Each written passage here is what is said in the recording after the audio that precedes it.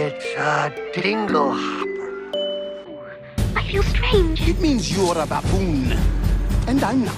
I'm talking about like a big bear. Phenomenal cosmic powers!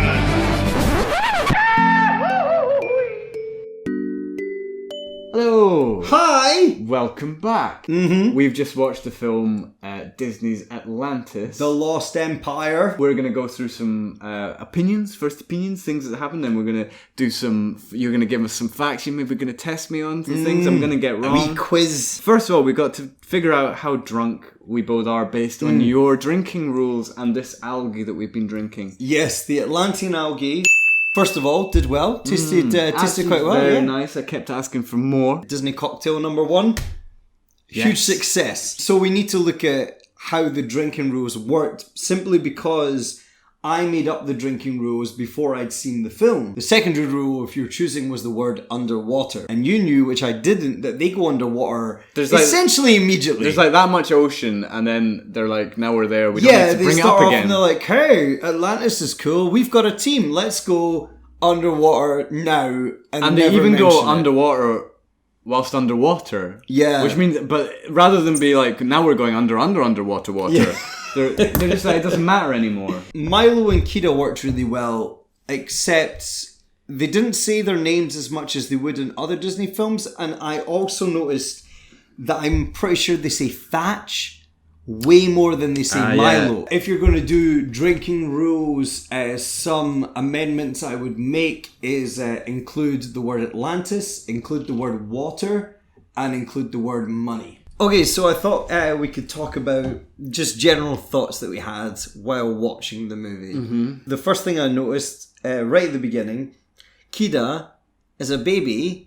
Is a wee pudgy baby? Yeah, no, I'm really glad you mentioned that, because I actually start to draw her. This was halfway through the film. I was like, I really love the way they drew her. Yeah. But yeah, I just thought, oh, that's such a cool little pudgy, proper toddler drawing. So let's get on to some trivia. No. Oh, okay. I want to know your general opinion of that film.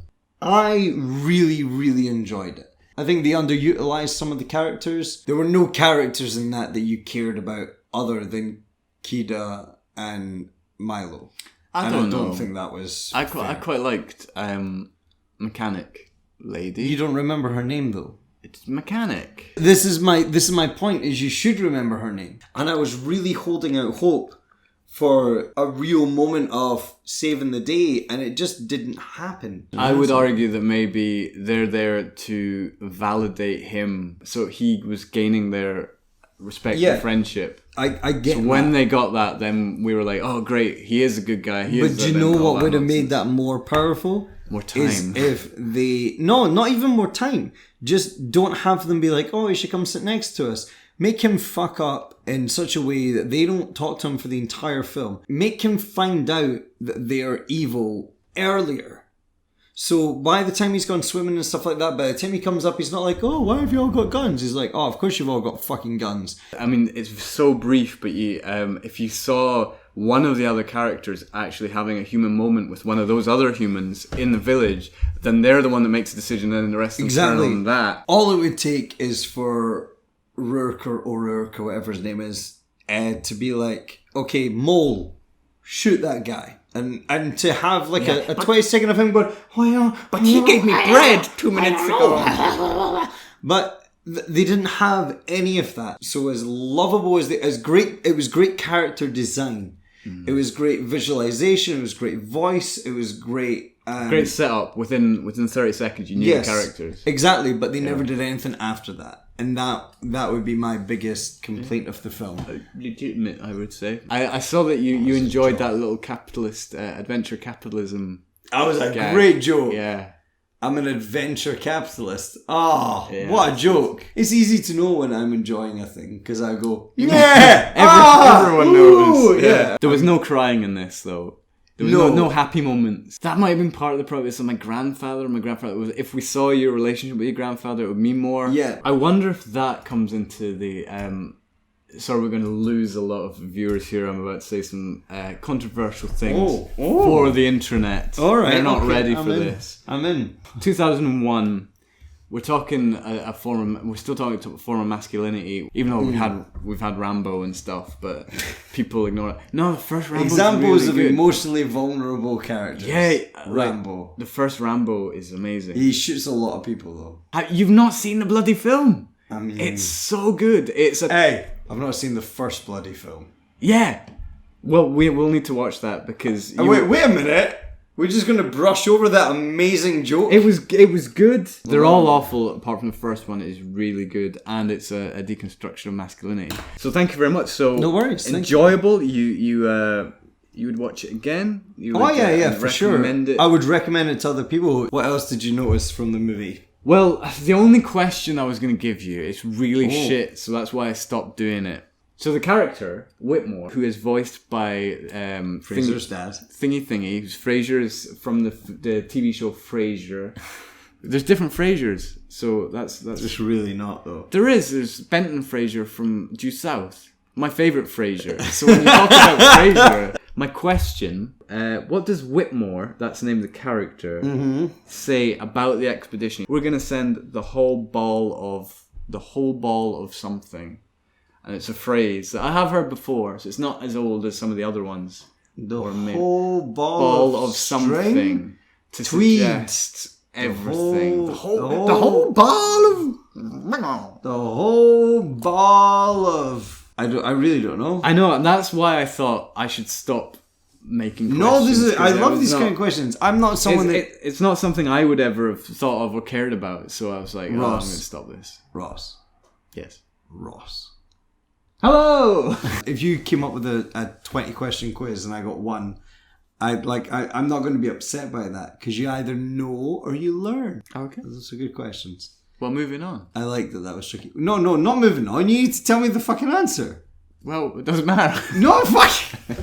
If I don't get to know the answer, then that frustrates me because then I'm just an idiot and I never learn. If you tell me the answer, I have learned something. If you don't, then you're just leaving me in a limbo of stupidity. Okay, right.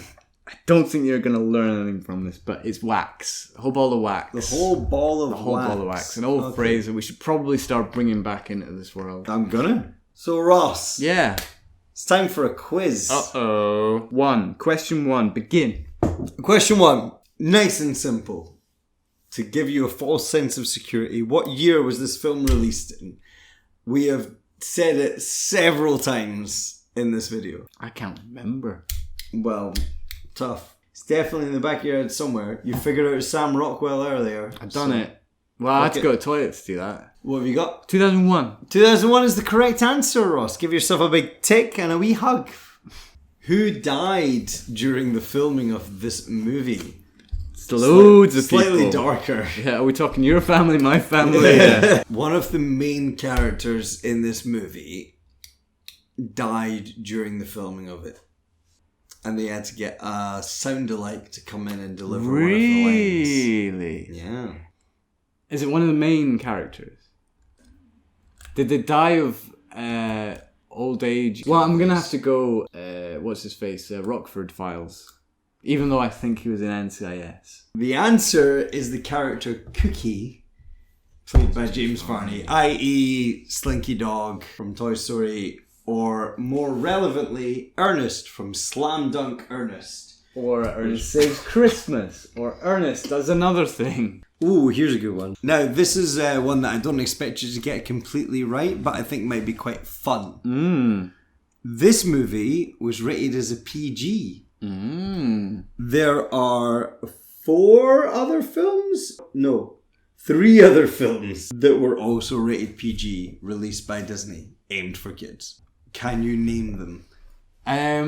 Trying to think. We're just thinking Cauldron. Black Cauldron was supposed to be the dark. Correct. A dark one. So that's one of one. them. Yeah. How many more have I got? 2 more. PG. The trivia I found said this was the first PG film since Black Cauldron, but that's not true.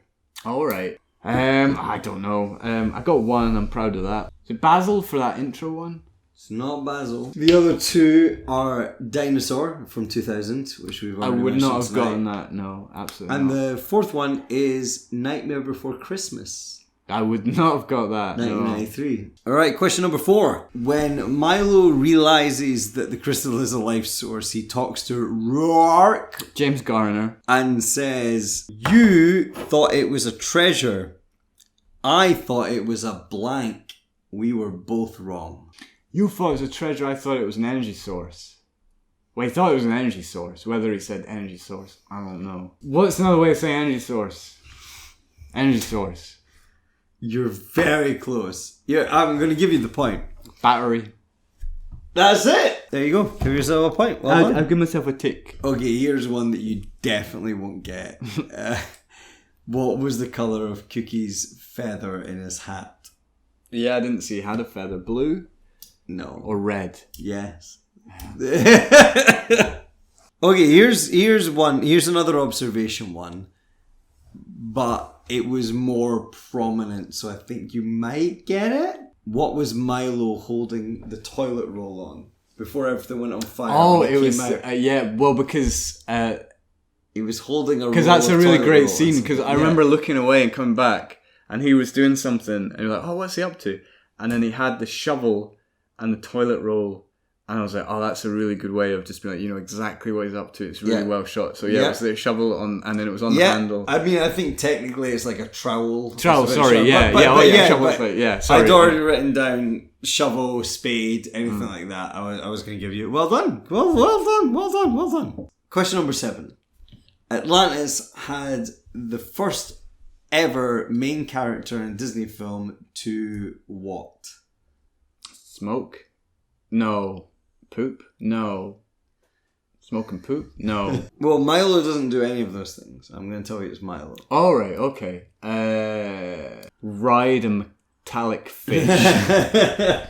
It's not necessarily something he does. It could be something about him. No, I don't know actually. Okay, you're piquing my. I want to get to the end of this. So He is the first Disney lead character to wear glasses. really, Yeah. that's a good fact. Yeah, I think you might like that one. Question 8. This film has one of the last examples of what in a Disney film? Last examples of smoking. Yeah. This is the last example, but then they've not. I don't know if it's... So I Kind of sporadic. tried so hard to figure out if it was the last film that had it. Because the fact I found said that it was one of the last Disney films to show smoking. And I know that in 2007 they introduced the rule that there was going to be no smoking. The big one I remember is Cruella de Vil. I think that's the only. Cruella de Vil, Pinocchio. Oh yeah, Pinocchio. Yeah. Ariel smokes. She smokes a pipe. Ah, okay. The genie smokes in Aladdin. Does he? Yeah, there's a bit where he's like, Oh, she she got doesn't all love of me. them. No, he's being French. He's like, j'aime, mon amour. But you said that this was the same year that Shrek won the award. Is that right? Or Yeah, it was 2001. knowing that, do you think Shrek deserved it Yeah. compared to this? I don't want you to stop being my friend, but yeah, I think Shrek I know deserved that it. you wouldn't like when you said that. I was like, well, I suppose people hadn't really seen computer stuff done on that level. Maybe. Hey, listen, you don't like Shrek, and that's okay. Yeah. It's okay. You're so positive about everything. It's okay to have a thing that you just really hate. It's weird that it's Shrek, but it's cool that you have a thing that you hate. A few moments later. That's something I should mention before we wrap up with the last question shit. and do a wrap up. Oh, shit. Especially by the end of the film, Mm-hmm. I would like to figure out when. I'd like to praise Mothra. If you all just want to join me. Oh hell yeah! Oh, look at this. So the end of this film, I was thinking this is taking on a lot of Studio Ghibli, and so I wanted to figure out when, because Disney took over around this time, I think, distribution rights to Ghibli films. Wasn't Spirited Away 2001? Because if Shrek beats Spirited Away, that's a travesty. Like I can give Shrek. Suddenly over I'm justified. Atlantis. See, when I'm angry at something and I'm like, I don't remember why. Trust me. I think it might be 2002. But it was around about then. 2001. Shrek beats Spirited Away. But then you're not sure if did it fit in because they're like it had to have... Find out. Oh no, because one of the Find out. Oh, you do it. I've been touching everything all day. Oh, so Spirited Away did win it in 2002. See, I thought Spirited Away had won it. Oh, do you know what else was made in 2001 though that Shrek beat out? Monsters Inc. Really? 2001. Shrek beat Monsters Inc. That's nonsense, isn't it? That is crazy. That's like I say, I like Shrek. That's shenanigans. Monsters Inc. The animation. Shrek over Monsters Inc. Shrek's great, but there is literally nothing that it does better than Monsters Inc. Nothing. Shrek beat Monsters Inc. Join me. Okay, I can see why you're angry at Shrek. A few moments later. That's not your seat, cheeky bum. So is there anything else in terms of trivia or thoughts that you had? Yeah, it was good. Leonard Nimoy was in it. He was great. Speaking of Leonard Nimoy, there are at least 4 Star Trek relevant points of information in that film. Do you know any of them other than Leonard Nimoy was in there? Well, I think... I could be wrong, but there's a bit where they first meet Leonard Nimoy. James Garner comes in and says, "Oh, we're people of peace or something. We're here for peace." And he says, if you're here for peace, why are you carrying weapons? We are peaceful explorers, men of science. And yet you bring weapons. I'm pretty sure I've seen that in an original Star Trek episode. If where that's it's a true, word. it's not one I've got down, so that's a bonus one. I'm pretty sure that happens quite a lot. So there's a couple that I know you won't know because I'm not even sure if it's mentioned in the film or if it's just canon in the details. But there's a character whose name is Harcourt. Harcourt Fenton Mudd. Oh, okay. And there's also a character whose name is Tiberius. James Tiberius Kirk. A final Star Trek thing that you I love it. might not know, but is pretty cool. How dare you, sir? The Atlantean language is a real language that was created. I figured that. And it was you can created, tell, can't you? And it was created by the same guy that created the Klingon, The Klingon language, right. And I don't know if this is the same with the Klingon language, but it's read left to right and then right to left. All right. And then left to right and right to left because it's meant to symbolise the flowing of water. Ah, that's cool. Yeah. The line when Michael J. Fox as Milo is on the ship and he throws up over the side and he says, "Carrots, I didn't even eat carrots." That was ad-libbed by Michael J. Fox. It wasn't in the script. And Right. what makes it really interesting is the fact that Michael J. Fox is allergic to carrots. He's letting them know at catering. Did you know that Michael J. Fox was allergic to carrots? Did not know that. I didn't. You could have killed him. I could, yeah, like... If, I made that sound like a missed opportunity. I'm going to give you a difficult question and then a question that I'm positive you don't know the answer to, but it's quite a fun one. So we're going to end on one that you probably won't get, but we should hopefully still be fun. So the penultimate question. Yeah. How many people started on the expedition? Oh my god. So very early on, Yeah, they've got a whole... they get attacked by the Leviathan. whole submarine. They all go in escape pods. Only 2 survive. But Commander Rourke specifically says when they're sending off the candles or whatever, and he goes, "We started with this many people, and now it's just us." I have no idea. He says such and such people are of the best people I ever knew.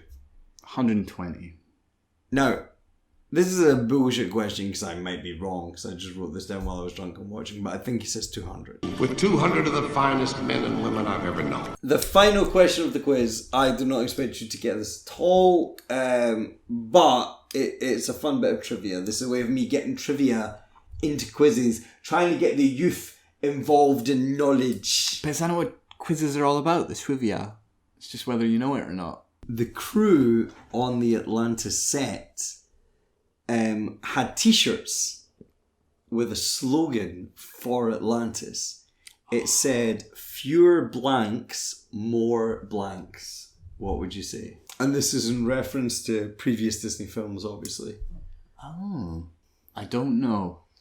Well, what was the big difference between this and Disney films of the Renaissance era of the 90s? Fewer... I don't know. Do you want us to tell you? Yeah, go for it. Come on, man. Fewer songs, more explosions. Ah. That's what it said on their shirts. And that was kind of their ethos for Atlantis. Well, there was no songs, I think. Well, there was maybe one. And there was at least 2 explosions. In the background. Yeah, well, I mean, there was music all the way through. Yeah. The music was good. Yeah, cool. Nice little... Thank you very much for joining us on Happily Ever After, The Rebirth. We saw crystals being born into humans, being born into crystals. And above all else, we saw the movie Atlantis, a new empire, or a lost city. A lost empire. Something. I hope you enjoyed it. Mm-hmm.